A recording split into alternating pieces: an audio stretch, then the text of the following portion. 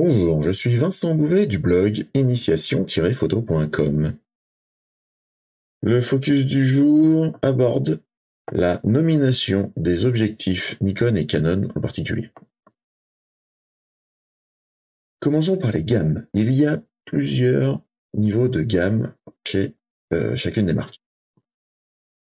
Derrière ces différents types de gamme, nous avons notamment des objectifs qui sont dédiés à des pleins formats, ou des gammes qui sont dédiées à des formats APS-C, et puis depuis quelques années, apparaissent aussi les gammes d'objectifs dédiées au format hybride. Au sein de chacune de ces gammes-là, on va trouver des sous-gammes.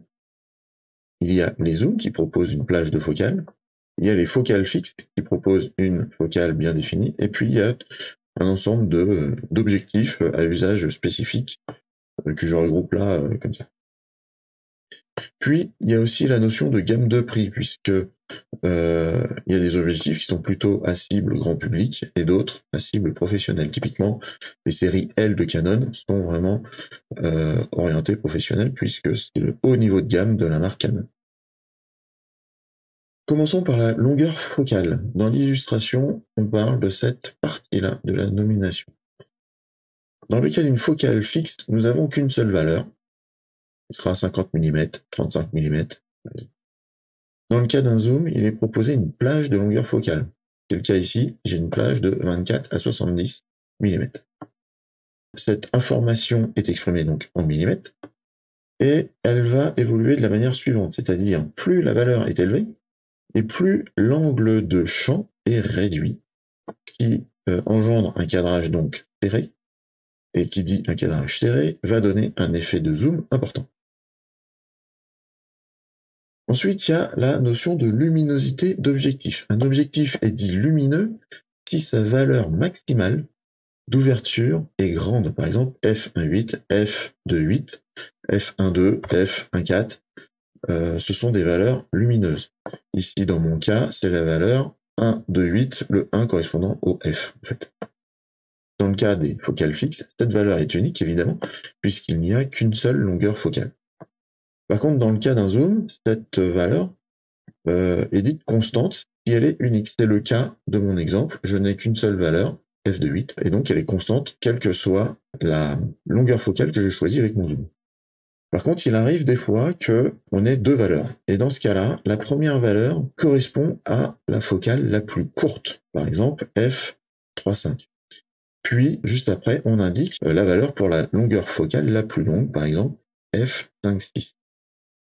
À savoir qu'on sera toujours plus lumineux à courte focale qu'à longue focale. C'est pour ça que j'ai f3.5 là contre f5.6 là. On ne pourrait pas avoir l'inverse. Ensuite, on a les types de moteurs de mise au point au niveau des objectifs. Ces types de moteurs vont influencer la réactivité de l'autofocus. Les premiers objectifs autofocus étaient lents et bruyants, mais permettaient déjà de faire l'autofocus, alors qu'avant, c'était que manuel. Chez Nikon, on appelait ça les objectifs AF et chez Canon AFD. Puis, il y a eu l'apparition des moteurs rapides, qui étaient moins bruyants, mais finalement trop bruyants avec l'apparition de la vidéo. Ils étaient notés AFS chez Nikon et USM chez Canon. C'est le cas dans mon exemple, c'est un objectif AFS. Maintenant, les moteurs sont rapides et silencieux, puisqu'ils ont été adaptés de manière à ne pas produire de bruit perceptible pendant les enregistrements vidéo. Et de nos jours, on appelle ça chez Nikon AFP et chez Canon STM. Vient ensuite la notion des traitements du verre des lentilles qui composent l'objectif. La qualité optique des objectifs dépend donc de nombreux paramètres, du nombre de lentilles, de leur construction en elle-même, mais dépend aussi de la qualité du verre utilisé. Qui dit qualité dit déjà à la base la formule chimique qui compose le verre. Puisqu'en fonction de celle-ci, on a des qualités optiques différentes. La lumière va passer de façon beaucoup plus propre et sans impact à travers les lentilles, mais aussi en termes de densité, ce qui va influencer le poids de l'objectif. Et puis après, on a, pour éviter des problématiques d'aberration chromatique, classiquement, ou de déformation, les fabricants ont développé des traitements de surface qu'on ajoute sur certaines des lentilles de manière à aider la focalisation des différentes couleurs et donc éviter les aberrations chromatiques. Chez Nikon, on va retrouver donc des appellations type ED, FL, PF, ou chez Canon, on va trouver DO, UD ou SWC. Dans mon cas, ici, c'est un traitement de type ED, donc faible dispersion de lumière.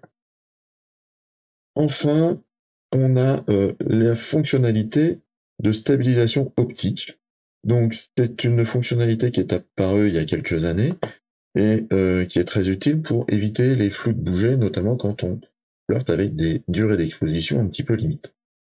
Cette fonctionnalité est souvent débrayable, puisque si vous êtes installé sur pied, elle peut au contraire provoquer des aléas.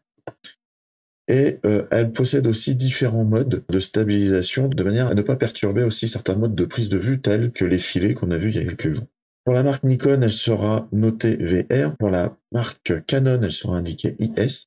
Et là, je vous mets un aperçu de la marque Sigma, qui appelle ça OS, avec le commutateur des différents modes d'utilisation ou de débrayage. Voilà, donc pour aller un petit peu plus loin et pour synthétiser tout ça, je vous ai mis dans la fiche PDF gratuite téléchargeable juste en dessous de la vidéo, un tableau qui récapitule un ensemble de sigles standards par marque. Vous trouverez Canon, Nikon et Pentax.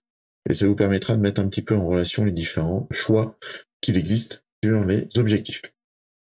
Voilà pour aujourd'hui. Je vous invite à partager cette vidéo avec vos amis, à liker celle-ci et à vous abonner à la chaîne YouTube. Moi, je vous dis merci, au revoir et à demain.